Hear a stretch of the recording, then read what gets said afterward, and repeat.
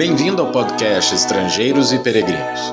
A mensagem de hoje será apresentada por Dennis Allen. Bem-vindo ao podcast Estrangeiros e Peregrinos e especificamente a nossa jornada pelas Escrituras. Um passeio onde, uma vez por semana, olhamos para um livro da Bíblia.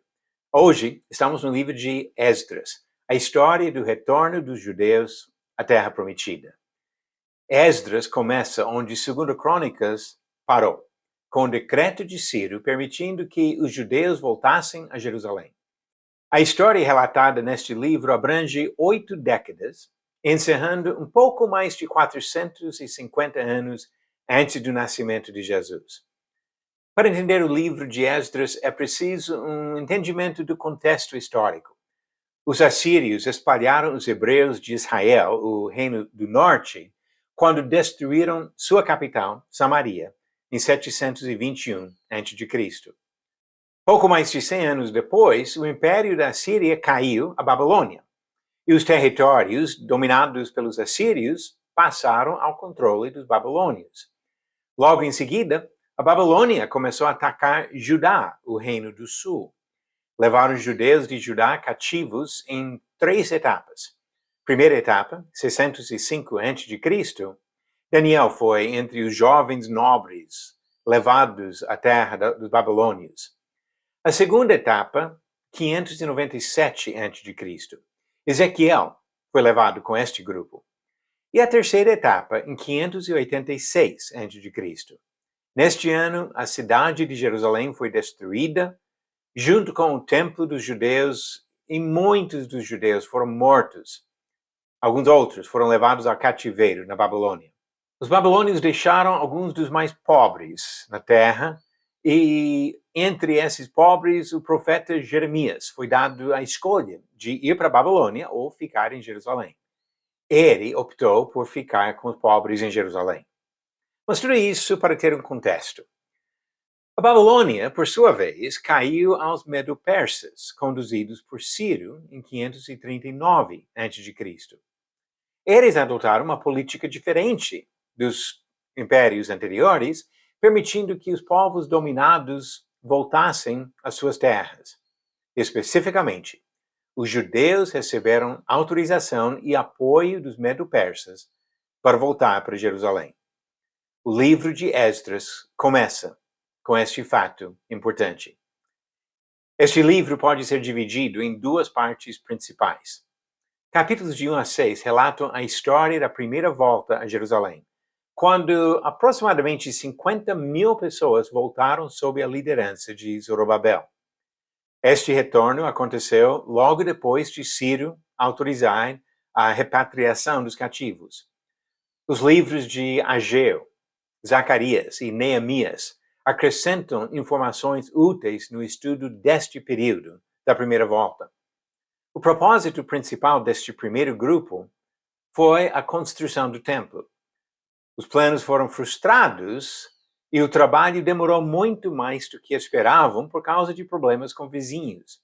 Esdras trata destas dificuldades da perspectiva política, falando sobre a interferência dos inimigos dos judeus. Ageu e Zacarias, profetas da mesma época, abordam o mesmo problema do lado espiritual, incentivando os próprios judeus a serem mais fiéis ao Senhor para completar a obra que ele deu ao povo. A construção básica do templo foi terminada por volta de 518 a.C., uns 20 anos depois da volta de Zorobabel. Capítulos 7 a 10 falam do trabalho de Esdras, um sacerdote e escriba altamente capacitado para ensinar a lei de Deus ao povo. Em 458 a.C., Esdras e um grupo de mais de 1.700 outras pessoas voltaram a Jerusalém. Seus propósitos foram principalmente 2. Primeiro, levar materiais preciosos para uso no acabamento do templo. E, segundo, ensinar o povo para que fosse fiel ao Senhor.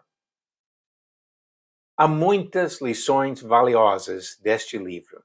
Quero destacar algumas delas. Deus é fiel. Ele prometeu consequências graves como guerra e cativeiro se o povo fosse rebelde. Deuteronômio capítulo 28, várias vezes ele fala sobre essas consequências. Por outro lado, ele prometeu trazer de volta à sua terra o povo arrependido. Deuteronômio capítulo 30. O livro de Esdras mostra a fidelidade de Deus em cumprir sua palavra. Outra lição é a obediência. Que obediência, mesmo quando for difícil, é fundamental à comunhão entre homem e Deus. O ensinamento e a aplicação da lei na vida dos israelitas foram de suma importância no trabalho de Esdras. A obediência exigia sacrifícios difíceis, até a separação de casamentos condenados por Deus, pois Esdras viu a palavra de Deus como a autoridade absoluta acima de qualquer outra coisa na vida do povo. Esdras traz uma mensagem da misericórdia de Deus para com aqueles que voltam para Ele. Uma mensagem rica e consoladora, até para nós. Você acertou a pergunta 564? Quem foi morto por tocar na Arca da Aliança?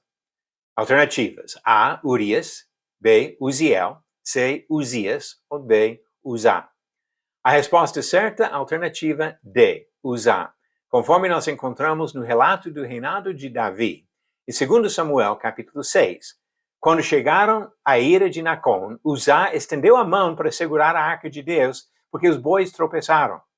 Então a ira do Senhor se acendeu contra Uzá, e Deus o feriu ali por esta irreverência. E Uzá morreu ali, ao lado da arca de Deus. Era importante respeitar a arca de Deus, que representava a presença do Senhor no meio do povo. Agora, pergunta 565. O apóstolo Paulo foi natural da cidade de Tarso, que era cidade importante de qual província romana? Alternativas: A. Cilícia, B. Capadócia, C. Dalmácia ou D. Macedônia. A resposta no final do próximo episódio. O livro de Esdras ensina muitas lições, entre elas, o valor de uma pessoa que se prepara e se dedica ao trabalho do Senhor com o coração disposto a fazer a obra de Deus. Vamos imitar o exemplo de Esdras. Nos preparar, nos dedicar e sempre demonstrar um coração disposto para servir e honrar o Senhor. Obrigado por nos acompanhar nessa jornada pelas Escrituras. Volte amanhã para ouvir mais uma mensagem do podcast Estrangeiros e Peregrinos. Seguimos pelo mundo a vida.